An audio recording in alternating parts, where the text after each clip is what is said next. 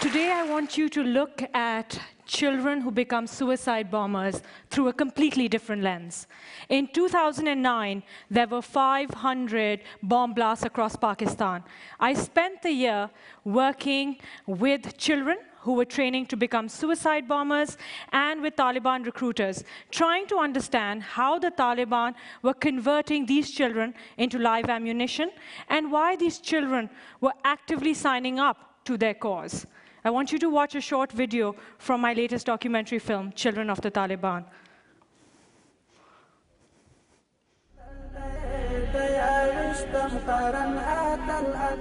The Taliban now run their own schools. They target poor families and convince the parents to send their children. In return, they provide free food and shelter and sometimes pay the families a monthly stipend. We've obtained a propaganda video made by the Taliban. Young boys are taught justifications for suicide attacks and the execution of spies. I make contact with a child from Swat who studied in a madrasa like this. Hazrat Ali is from a poor farming family in Swat. He joined the Taliban a year ago when he was 13. Taliban किस तरह आपके इलाके में नौजवानों को दावत देते हैं लड़ने के लिए? जी दो अवल वर्तलाश जुमात के सराव गाड़ी बे चराव गाड़ी से खबर वर्तो की बे दागे न पस तरबियत लेबूजी अलतब तरबियत की वर सादिस मादिस वर्तो हुई सादिस मादी. He tells me the children are then given months of military training. Machine show Klashenko Zarkai show abal laon taki और यो रॉकेट लॉन्चर ग्रेनेड बम बस दा देर पर वो चीज़ इस्तेमाल हो तो काफी होता पर मुंग पर काफी इस्तेमाल हो बेद आगे न बाद चे द फिदाई द गाड़ी हमले चल ट्रेनिंग वो खाई. आप फिदाई हमला करना चाहते हैं? अल्लाह तौफीक राकुम बेवको.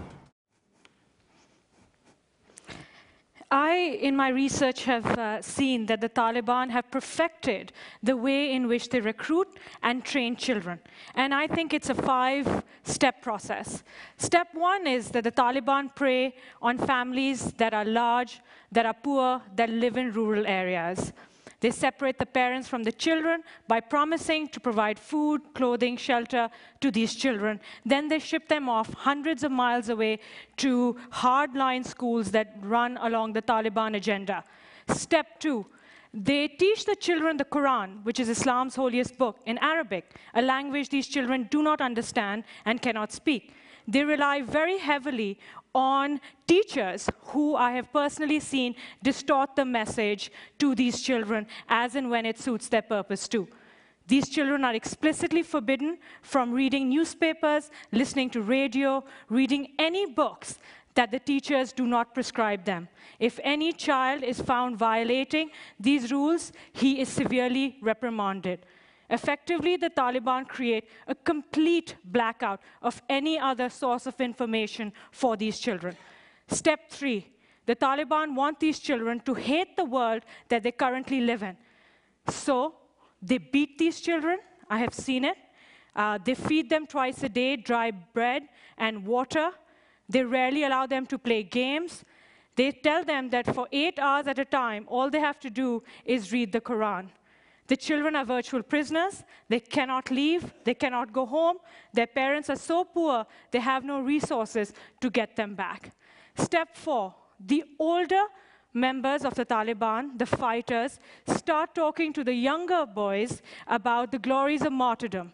They talk to them about how when they die, they will be received up with lakes of honey and milk, how there will be 72 virgins waiting for them in paradise, how there will be unlimited food, and how this glory is going to propel them to become heroes in their neighborhoods. Effectively, this is the brainwashing process that has begun. Step 5, I believe the Taliban have one of the most effective means of propaganda. Their videos that they use are intercut with photographs of men and women and children dying in Iraq, in Afghanistan, and in Pakistan.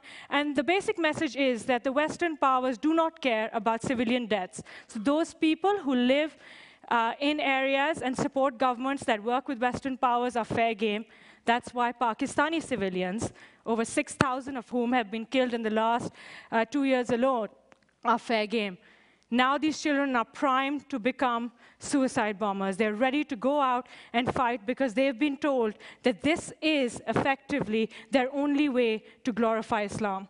I want you to watch another excerpt from the film. This boy is called Zainullah. He blew himself up, killing 6. This boy is called Sadiq. He killed 22. This boy is called Masood. He killed 28. The Taliban are running suicide schools, preparing a generation of boys for atrocities against civilians. आप समझते हैं कि आप कभी फ़िदाई हमला करना चाहेंगे? बहुत शौक़ है, लेकिन अगर घर से इजाज़त मिल गई वालिदैन का तो इंशाल्लाह कर लेंगे। ये फ़िदाई वग़ैरह को देख के जो मेरे से छोटे उम्र में या मेरे आम उम्र है, उनको देख के वो जो फ़िदाई हमले करते हैं सख्त तरीन के, उन्हीं से जज्बात आ जाते हैं। फ़िदाई हमले से आपको क्या अजर मिलेगा? फ़िदाई हमले से तो ये अजर मिलेगा कि क़यामत के दिन अल्लाह ताला पूछेगा कि तूने क्यों ऐसा किया है।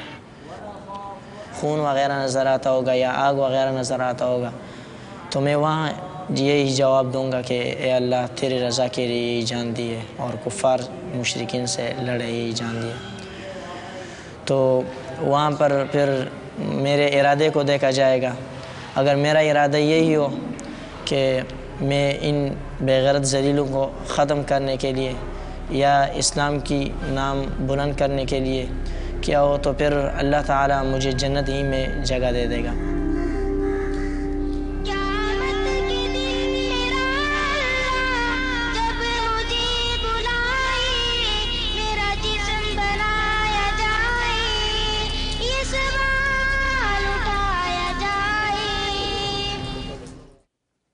I leave you all with this thought.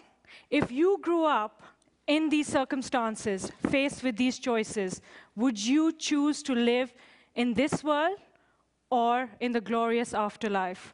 As one Taliban recruiter told me, there will always be sacrificial lambs in this war. Thank you.